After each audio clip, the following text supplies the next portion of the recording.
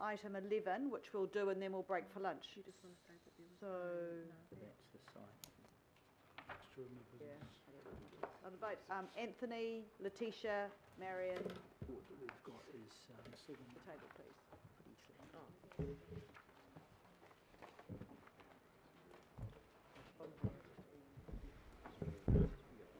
Thank you. Who's going to lead off? Good morning. Today with us we've got Andrew Wood. He's the Parks team leader with Parks and Recreation Policy. He's here to answer questions relating to the open space provision, and also with him is Ezra Barwell. He's a principal policy analyst. Yes, so we are discussing proposed lot 14, 61 to 117 Clark Road, Hobsonville. As you will see in the report, Council's Parks and Recreation Policy team have assessed it as an over provision for the area. Other key points to note, the actual space there is actually intended to mitigate the sightlines for the church. It was never intended to be open space. Council's heritage team have been consulted, and they believe that the heritage values can be protected through design, including generous front yard setbacks and a landscape road reserve. HLC have indicated they do require the site for urban regeneration and housing purposes.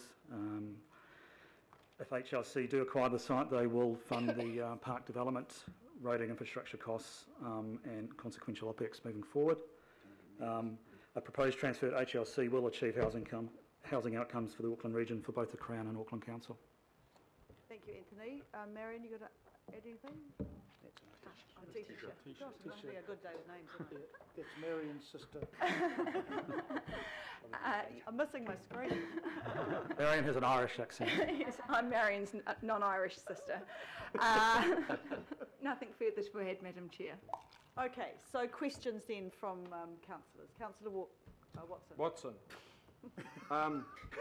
It's creepy. You better never be a teacher, Desley. You'll be in all sorts of trouble. Offence, Desley. If my question is, if it was never intended to be public open space or public reserve, why was it when this came for disposal on 16th of June 2016, there was a series of visuals and written statements saying exactly the opposite, i.e. that it was to be future reserve?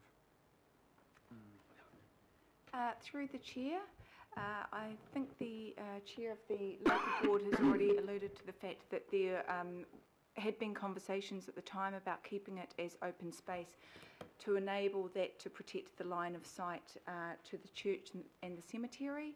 However, the actual purpose for that was always to protect the line of sight to the church and the cemetery, and that can actually be mitigated through careful design and the regulatory process. So, and actually I just note the Chair noted that if the site was, or the Chair of the local board noted that if the site was to be sold, the local board would like the buffers and lines of sight to be part of the terms and conditions of sale, and just to confirm that could be the case, we'd be more than happy to accommodate that.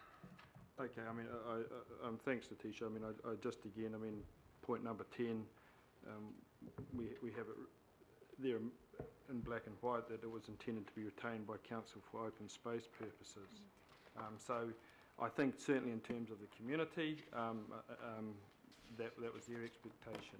My other question is to do with the historic church, and the local board chair made reference to the heritage values. When it comes to actually anything concrete in terms of protection, it doesn't seem to be anything other than some rather vague references in point 16 about the potential for the heritage value of the church to be affected, but it could be mitigated, for example, but there's nothing in our resolutions or no detail that gives any guarantee of that protection. We just have a statement of an example and what could maybe happen or could be mitigated.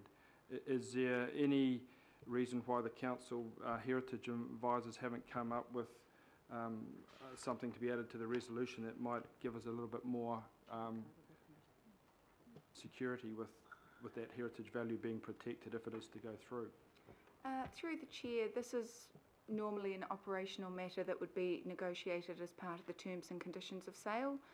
If this committee wanted to add an additional resolution requesting Panuku to negotiate lines of sight and appropriate buffers as part of its terms and conditions, we wouldn't have any objections to that. Can I just move in for a minute before we ask any more questions? So the recommendation would be request that appropriate buffers, and because the rest is that the finance and performance, request that appropriate buffers and lines of sight should be part of the conditions of sale. Terms and conditions of sale. The terms of conditions of sale. Okay, thank you. I might just pop that in. Questions? Councillor Darby. Thank you. Just trying to reconcile a couple of paragraphs here. In the report to the board, the Upper Harbour Local Board, at paragraph 11, you note that lot 4 and that address has a desktop valuation of 6 million, and yet at paragraph 14, page 92, you're saying the same lot has an indicative value of 1.8 million. Can you just explain the difference there? Through the chair, the information that went to the local board was for the whole, which included the adjoining parcels of land which have already been approved for sale. It was an internal error. We picked that up, and the subject site has the valuation that's in this report, which excludes the portions of land which have already been approved for sale. And does your indicative valuation of currently 1.8 million take into account a premium? I have a real estate background, but if I was a vendor, I'd be charging somebody that desired that land that owned adjacent land. Are you factoring that in? Through the chair, yes, we are. I can't get into the details of the valuation because it would. It would potentially compromise some of the future negotiations if this land is approved for sale, but yes, we would certainly take that into account. Something else, have you considered bundling this possible transaction with the possible transaction at Bomb Point? I think we're dealing with the same parties, are we not? Can I defer to Andrew Wood to answer the Bomb Point And the intent questions? is to negotiate a bundle rather than in isolation. It often forces negotiation. Yep, through the chair, there is a report being drafted at the moment that will go to the local board and the ECC committee, which will kind of set out what we believe to be our negotiating position with HLC. So it'd be like a two-stage report. So we'd get an agreed negotiating position, and then we'd look for the acquisition. So that is it's just scheduled to be going through the approval process. So it should be out shortly. I'm not going to go into the detail because we haven't completed it yet. But Are you referring to Bomb Point? yeah, sorry, Yeah, to Bomb Point. I'm saying, Yeah. has Panuku considered bundling all the possible packages? There might be others. There's at least two that I can Yes. see. Have you considered bundling and negotiating them as a package rather So than I could answer. independently? Yeah, okay. Through the chair, we're still awaiting instructions from the Parks team about the acquisition of this property. So once we receive those instructions, we can look at how we potentially proceed with negotiations, but we need instructions in the first instance. Okay, thank you. Okay. Your Worship. Thank you, Madam Chair.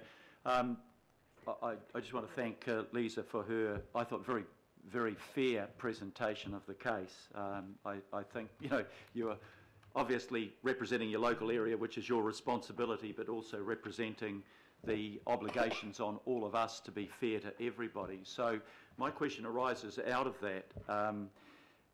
Under our open spaces, future open spaces policy, you've deemed this not to be a priority for purchase. Can you tell me, or can you confirm for me, that our future open spaces policy is designed to treat all areas equitably, so we're not preferring one area over another in terms of provision of public space, as well as look at the other factors which would deem an area suitable for public open space? And if we interfere with the sort of recommendations, we've got the right to, but if we choose to to exercise that right, what we're doing is turning what is meant to be a decision-making process that's equitable across the board into an ad hoc process?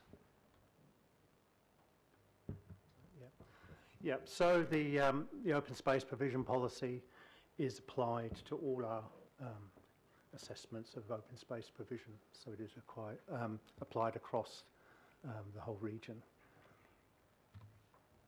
And that's designed to achieve equity across Sorry, the yes, region? that is designed to make sure there's, that's equal To regional across all areas. So is this a zero-sum game that if we say, no, we're going to overturn your policy in this area, that means you've got less financial capability to deal somewhere else? Yeah, there's the opportunity costs will be lost, yeah. Thank you. Councillor Cooper. Thank you. Madam Chair, can I indulge?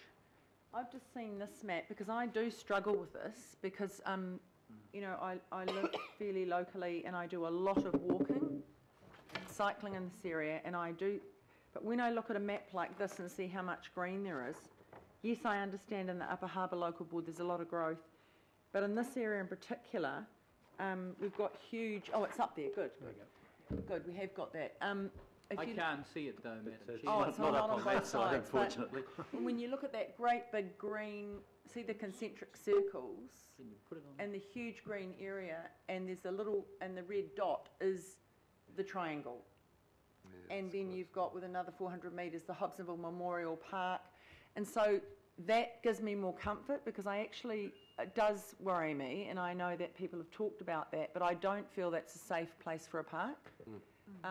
But there are a lot, and also if we can get Bond Point, though, I think it's completely out of the realm of using this sale to pay for that. It's probably 50 times more the value, but I hope we can secure it. But for me, I do struggle a bit because I know that some people would like to keep that. I'm not concerned about the church because there are roads all around it. It's very visible.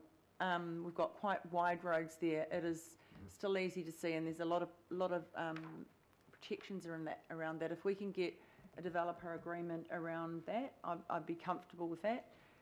So I guess I don't have the questions. I would support this, though. I know that there'll be some people that don't like the idea, but we can't just keep overturning our policy all the time, and we may as well not have a policy. And I'm just comforted. Look at all that. Thank you, Councillor. Available space, and there's a lot of Esplanade Reserve and Hobsonville Land, or Holmes Land Community are developing a boardwalk around the peninsula as well. Okay. Thank you, Councillor. I've got Member Wilcox and finally Councillor Walker. Thank you. So if I'm to take it right, the direction with regarding disposals is that you aim to achieve the best possible dollar for our disposals. That should be right, shouldn't it? Because when I've asked about housing for homeless, I've been told no, they can't have that because our rents are too high. So that's correct.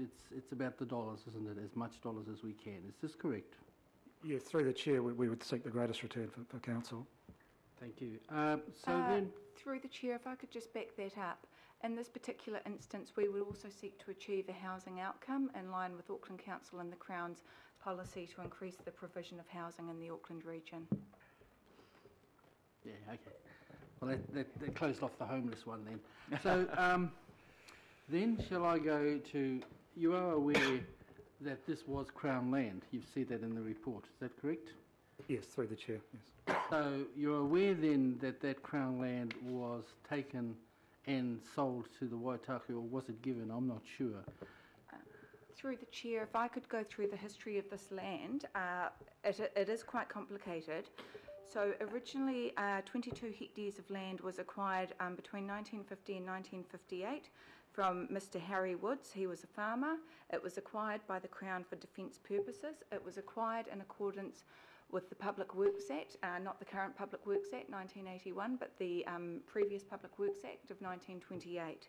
Now, it was transferred, or it was acquired by the Crown for defence purposes from Mr. Harry Woods for defence purposes under the Public Works Act. Now, when it was transferred to the Waitakere City Council, it was transferred in accordance with Section 50 of the Public Works Act 1981. The obligations that the Crown had to Mr Woods were then transferred from the Crown to Waitakere City Council under the Public Works Act, because it wasn't a sale, it was a transfer. When Auckland Council was formed in 2010, Waitakere City Council's obligations again to Mr Woods transferred from Waitakere City Council to Auckland Council.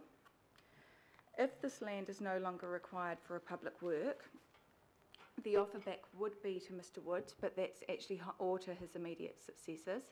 That's highly unlikely given the size and shape of the properties changed substantially from the original 22 hectares that was acquired from Mr Woods. However, what we're proposing here is not that the land be disposed of, but it again be transferred for a public work, this public work being housing and urban renewal purposes, and that's why it's specified in your resolution there. So while the Crown did acquire the land, they had obligations to the former owner, being Mr Woods. So if it was transferred to us, was it at cost? Yes, market value. At market value to the Waitakere Council. I mean, I wasn't around then. I mean, I could go back even further with history and say that came from the Waipare, the block under the Native Lands Act, 1852, but we're not going to go there. Why I'm asking that is, and it's very clear, that Crown land, of course, comes under the provisions of the Ngāti Whātua Kaipara Treaty Settlement, which I'm sure you're well aware of. I suppose the thrust of my question is, what was the purpose of asking Kaipara anything at all if we decided we already were going to sell it to HLC? I mean, that's kind of a cynical exercise, isn't it? Through the Chair, we want to understand, or we wanted to understand if there were any issues of cultural significance, and for that reason we've already had conversations with HLC about what's actually come up during the consultation that we had. So I've got a email here that actually, sorry, I'm losing track of my emails. So we're in quite a fortunate position. The staff member in our stakeholder engagement team, who does a lot of our iwi engagement, does a few hours a week with Panuku and a few hours a week with HLC. So we've got something of an inside voice, and we were able to talk to her quite early on. And she advised that HLC will be advised of the cultural interests that have been received from Mana Whenua, and that HLC are currently undertaking an engagement review with Mana Whenua, and Panuku will be advocating to HLC that they contact Mana Whenua who have expressed any cultural and commercial interest in this particular property. I think that answers your question, is that right?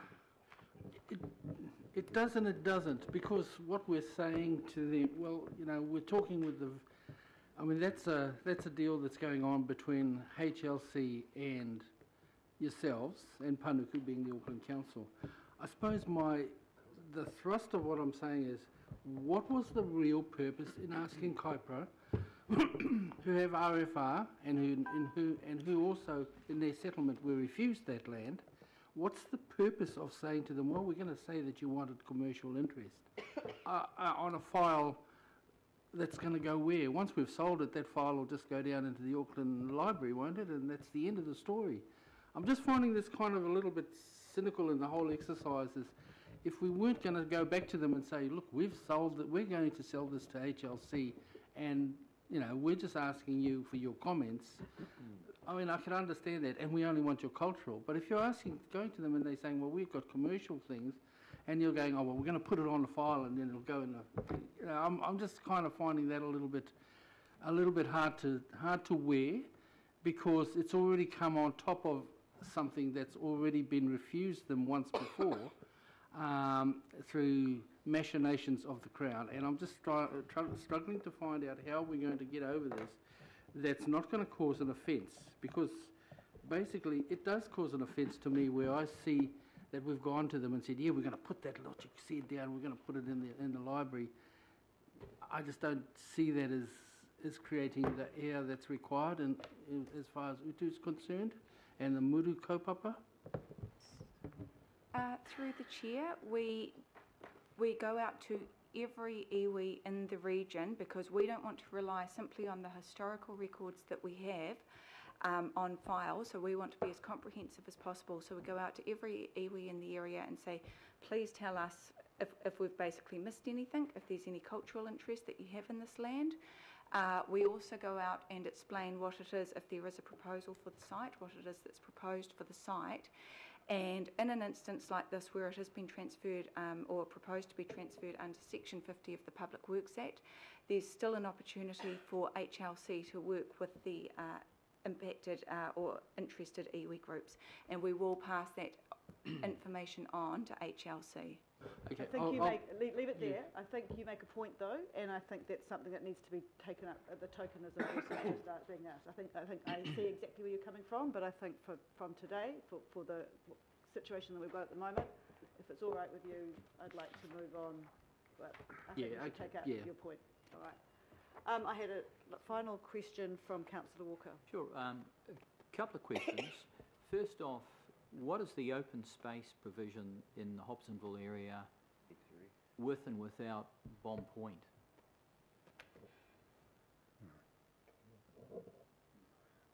I can't answer that directly. I'd need to go back and measure that for you. But, Okay. Okay. Be good to get that Okay. answer.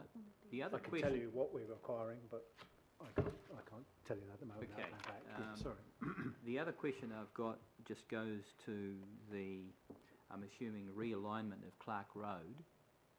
So the curve part is stopped. I'm assuming that Clark Road comes down and basically abuts the church site. Is that correct?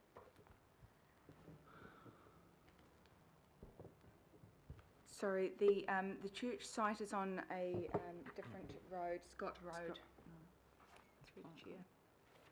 Sure, but does Clark Road get extended so that it comes down between this site and the church? It already does. It already does. So the existing Scott Road will remain. The land that's been stopped is, if you look on page 97, the land that has been stopped is highlighted as Area 4, whereas the church is down underneath the subject site, the one identified as Area 1. So presently that area is not a road.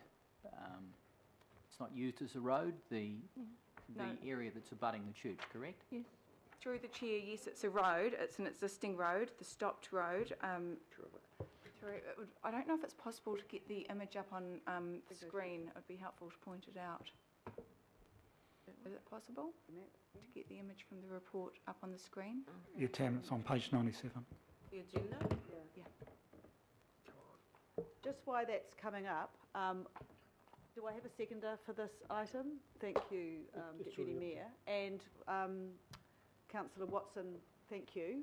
We've added your bit in there around specifically related to the church, all right? You'll see when it all comes out. I'm sorry, I'm struggling a bit because I can't see any. I can't see either side or anything. There's nothing in front of me. Screen's broken. Am I going to see it on that side or what? Page 97. Yeah, it's on both. Yeah, It's in so, your, I'll show you here. So the road that's been got an stopped is the agenda. area in yellow. okay. So see the area in yellow? Yep. That's the road that's been stopped and I the understand that. church. How do I use this? The church is in the lot that is directly below the pink area. Sure. That's labelled 1. I saw that the other day. I went to the site, so I'm well familiar with that. so what's your question, Councillor? So my question is, that area that is in between the church and the site, I'm assuming that's a road, so that's running down 3? No. Is that, oh sorry, is that a... Yes, it is. Yes, sorry, that's, It is a yes, road. that's the existing road. Road. That's the existing Okay. road. It isn't being used as an existing road right now, that's for sure. I thought it was. Yes, it is. Yeah. Well, Drive down it? I went to the site a very short time ago, and I can tell you, you can't drive down it. It's pretty overgrown, so it is a bit difficult getting a handle on things. So my question goes to the amendment around the sight lines and the buffer, and that is, I'm assuming that the buffer on the sight lines applies to Scott Road and also Clark Road. because you can view the church from more than one proximity. So I just want to make sure that that is implicit in the amendment that we're passing. Through the chair, the buffer and the lines of sight will be negotiated in accordance with the advice that we receive from Council's heritage team and also in terms of regulatory obligations. Yeah, I don't think we're here to design. Okay, so I'm just highlighting that, Madam Chair. I would hope that that is taken into account because you can see the church from multiple directions. Scott Road, certainly, and also Clark Road Thank you, councillor. under this change. Right, I would like to move the recommendations. It has a seconder. Chair. Sorry? May I ask a question, please? Just following on from where Glenn was asking questions and your response, how is paragraph 23 consistent with the approach that you advised going to Every evening. what do they call it? HLC Direct? How's that specific paragraph in this report under this item consistent with what you said you would do? Through the chair, this is not a typical disposal because we're proposing a transfer under Section 50 of the Public Works Act. This is the covering part of the report, but note your point. So, okay, so on that paragraph really shouldn't be in this report, should it? Because it's not relevant in the case of the item on the agenda. Through the chair, no, it's not. This is the standard part that we put in our report that talks about our standard process. What's happening in this instance is slightly different because we are working within the obligations of the Public Works Act, so it's the relevant legislation that we need to work within. Okay. So potentially So as a that, general yeah. point I want to make is that Māori impact statements that are written in reports under certain items should be specific to the item, Not just and cutting and pasting stuff isn't appropriate I get that. because it's misleading in my view, which I guess has led to Member Wilcox asking the questions he has. So yeah, I just want to encourage authors of reports to be precise about the information they're providing in the comprehensive report, and particularly in my view around the Māori impact statements. Cutting and pasting is no help to anybody. Thank you, Member Taipri. I'm sure you'll bring it up in the next quality advice meeting. What about now, Madam Chair? Right, we have a mover and a seconder. I'd like to take it to the vote. All those in favour? No, sorry. It's a Sorry? debate, isn't it? I'm We're not going sorry. straight into a vote. We just I'm had questions. sorry, I thought we had discussion, but please. Yeah. Okay. Thank you, Madam Chair. Yeah, I've got a few points that I think the committee should be aware of before making their vote. I agree with local board chair Lisa White that in terms of development yield and configuration and the people that are proposing to purchase the site, which is the Hobsonville Land Company, there is a logic to what is being proposed. Hobsonville Land Company has done very high quality of development all around this area, and as certainly Councillor Walker and I know, they're often taking a full awareness of their community and looking to the future. So they're a good organisation to be involved with in this area. However, that's all well and fine because there is another element to this transaction. That's the local community, and by local we mean quite a substantial and growing community. When it's finished here, it'll be over 20,000 people in this wider catchment when you throw in all the various subdivisions. Hobsonville Point is being very intensively developed, and Scott Point is no different. Scott Point started already, and what we seem to be getting expected to accept here today is the fact that the sports fields will somehow be the de facto provision of open space for everyone that lives along here. Well, I thought sustainable, healthy communities meant that people had access to open space within reasonable distances, like the 400 metres that's referred for the neighbourhood park, but where we have no indication where that might go here. I guess more than that, though, my concern is that when this parcel of land, not the specific parcel, but the wider parcel of land came to us in June 2016, it was made very clear that this was to be public open space, and it was on the visuals, as in the writing, and it's even reproduced in point 10 here. So that was a clear expectation. Now, I'm sure that as the ward councillor, and along with Councillor Walker and the local board, we would have been greatly reassured, or our view might have been different, if there was any sense of quid pro quo here. But no, there isn't. It's the usual flog it off, it's money, let's get it, and let's, for goodness sake, not having people rocking the boat or questioning the validity of it. We have a number of issues in this wider area that go to disposals. You're trying to flog off the marina without even any consultation with the public initially, and with no one really looking to uphold the community view from a council perspective other than their elected representatives. So there is a bigger issue here, and people have referred to Bomb Point, and that's pivotal to the community's view of open space, because that's very much in doubt. We have all sorts of rumours that it might be sold all for housing, despite people buying into the area on the clear understanding that this was going to be a reserve. Well, Councillor Hulse can shake her head, but that's actually what the reality is on the ground. There's a lot of discontent from people with respect of the future of Bomb Point. But in this instance, I come back to my statement at the start, is that the community have been led to believe that this is going to be open space, public open space. And we have had since then an attempt, and not too convincing attempt in my view, to somehow reinvent the manner in which this item was first presented to us back in June 2016. The historic church, which was constructed in 1875, is another matter. I'm reassured somewhat, Madam Chair, by your addition of the amendment there to protect the heritage value there, which is very important. It's in a very good condition, this church, and along with the graveyard, forms quite a stunning historic element to a ward that is very quickly undergoing rapid urbanisation.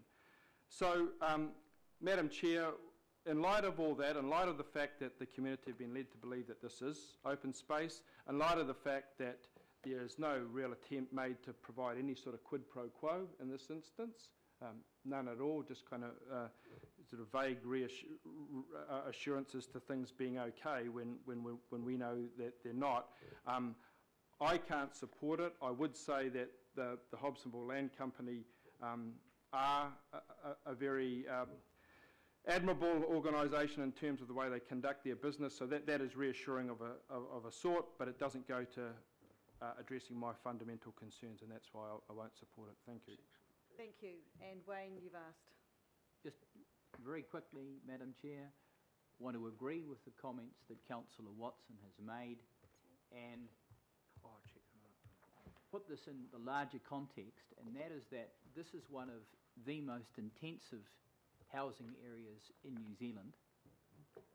There is a huge requirement for open space, and as I've pointed out to councillors many times before, our reserve contributions simply aren't going to meet the needs of communities like this in the future. The very real concern that this community has got is there aren't going to be reserves available for the sorts of facilities that Aucklanders have generally been used to for clubs and societies, scout clubs, guides. There's no land for scarcely churches or anything within the wider Hobsonville area. So you're going to have a lot of people living in this area with, over time, a real deficiency in facilities. Not just the land, but the things on the land that we've been accustomed to. So that's the concern I've got, Madam Chair. Thank you. Your Worship? Thank you, Madam Chair. Look, I don't want to be dismissive of what either the local board has said or the councillors, and I won't be. I understand that they're promoting their argument for their territory. But as both councillors have said, there are wider issues. There are bigger issues And the bigger issue is what our officials at the end of the table referred us to before, which is the opportunity cost. If we start expending money on areas that are not priority because they are over-endowed with public space rather than unendowed like some others, then there is an equity cost to other areas of the city. This is a zero-sum game. We don't have an endless amount of money, and if we might as well scrap our open public space policy if we're going to make ad hoc decisions on specific points. Either you have a policy that works across the whole of the city and is equitable to all areas, or you don't, and we make decisions depending on the amount of pressure that might be on us. When we look at this, there is a significant cost for this piece of land. It's 5.5 million. When we look at it, we see it's bounded on all sides by roads, and it's not particularly suitable for open space. And when we look at the map that Councillor Cooper put up, we see actually there's a lot of green on that map that doesn't exist in a whole lot of other areas of the city that some of the rest of the councillors here represent. So, yeah, look, you've got to stand up for your own patch, and I do understand that, and I'm not in any way condemnatory of councillors or members on the local board, though I note the local board had mixed views on it. But really, if we're not going to follow our own principles in terms of equitable allocation of open space, then we shouldn't have that policy at all. You cannot do this in an ad hoc way. You've got to take into account the fair needs of the region as a whole. That's why we were created as a council, and that's what we should do. Thank you. On that note, I will take the recommendations on the screen as read. They've been moved and seconded. All those in favour say aye. Aye. Against? No? No. Agreed on the Record voices. that, please. Yes, and we will note both Councillor Walker and Watson voted against. Thank you. Ladies and gentlemen, I've been requested to bring item 14 forward. We have someone from Pricewaterhouse here who has waited patiently, and we are a little bit behind time. If you're indulgent, I'd like to take that particular item 14 now. Sorry? Remember the breaks? Yes. Called walking, getting out of seats, peeing. 5 minutes? 5 minute break. 5 minute break. 5 minute break. Get out of your seat. Thank you. I shall remember. Right, 5 minute break, starting from now.